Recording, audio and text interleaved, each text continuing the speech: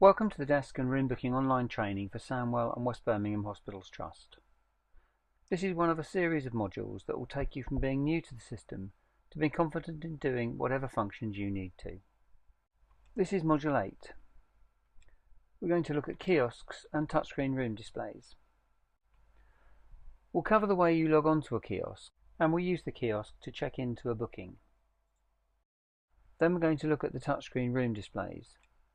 We'll check into a meeting that we've set up, which is what you'll do most often on these screens, then check out of a meeting when it finishes, before using it to find space and make a new booking.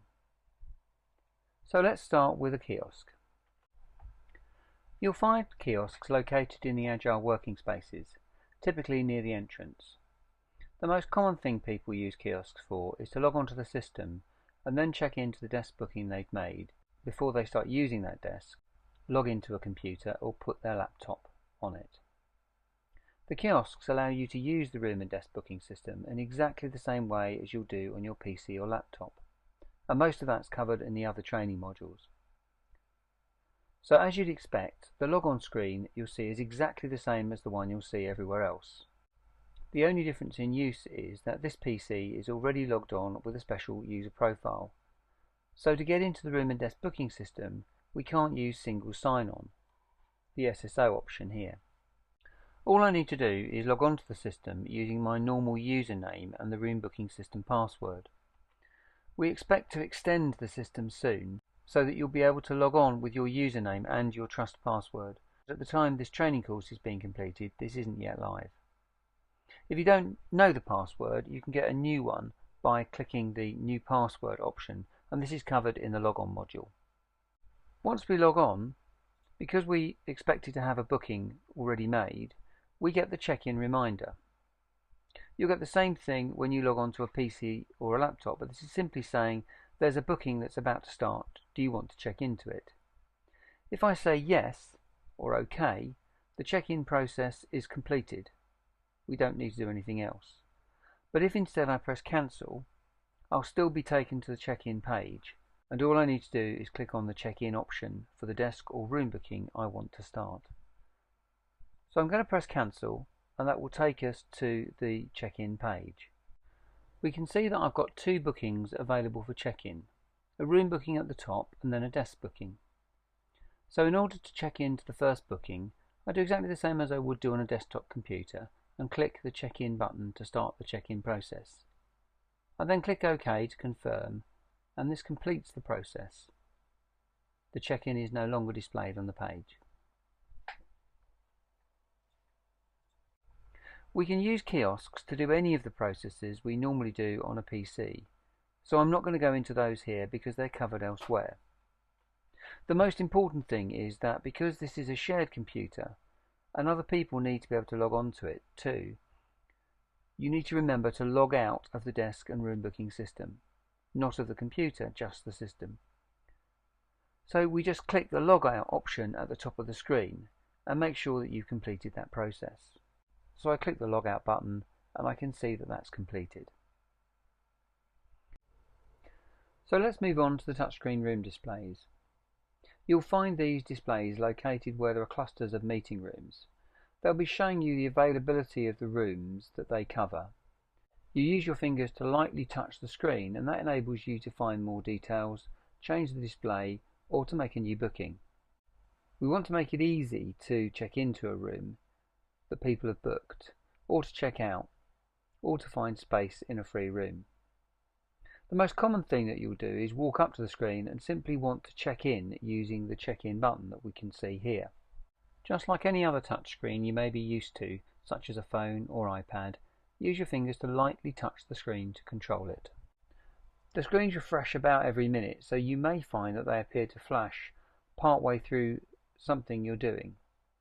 Just wait for that process to complete. It's just refreshing the information on the screen. So all I need to do to complete check-in is to touch the check-in button. There's no need to log in. That process will complete automatically.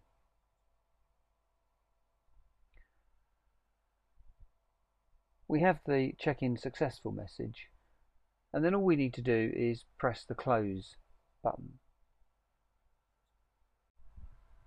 The screen redisplays and the check-in button is no longer displayed with it. We can see there's a button at the bottom of the screen for checkout on a different meeting. We'll do a checkout a bit later, but for the moment let's look at the other functions that we can perform on this screen. We can access a list of meetings for a particular room by clicking the list icon shown here. And that gives us the booking overview. We can see that there's a meeting in this room due later on in the afternoon. Let's go back to the room overview and have a look at another room. Again, we can see our meeting and we can see that this meeting is available to check out. The green plus works exactly as it does elsewhere in the system. It tells us that this room is available for the next booking period, which on a room display is defaulted to be an hour. In other words, for the next hour this room is completely free. The orange minus says it's not free for the whole of the next hour, but it is free for part of it. The red cross says the room is not free for any of that time.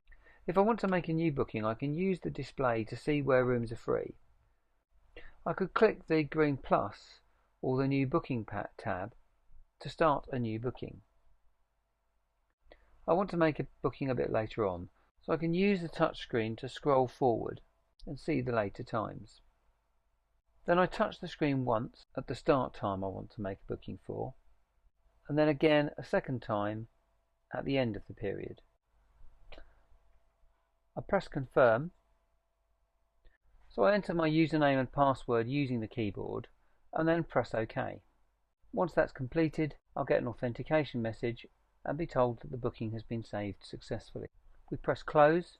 So now if we look at room 2, as well as the bookings that have already been put in there, we'll see the meeting that we made. You'll notice that it has no topic because we don't have an input field for topic on these touchscreen displays. If I logged on at any other computer, I could modify that and add a topic in there, which sometimes is useful to do. But if you're just booking a meeting for the next few minutes, it's more important to be able to make a booking easily. So let's go back to our room overview. And we said we'd look at checking out earlier. When I check out, then I also have to do, as I did with the creating a new meeting, I do have to log on. That is, I have to enter my username and password. So when I click the checkout button, after I've done the do you really want to check out this booking, I'm going to get a prompt screen exactly the same as the one we've just seen for confirming a new booking, and we'll have to put that into the system. So I'm not going to show that again here. So now we can see that by checking out of the booking early, the room is released and someone else could book and use that space. So that's covered all we need to do about using the kiosks and touch screens. We started by logging on and using a kiosk and saw that essentially it's exactly the same as using the system on a PC.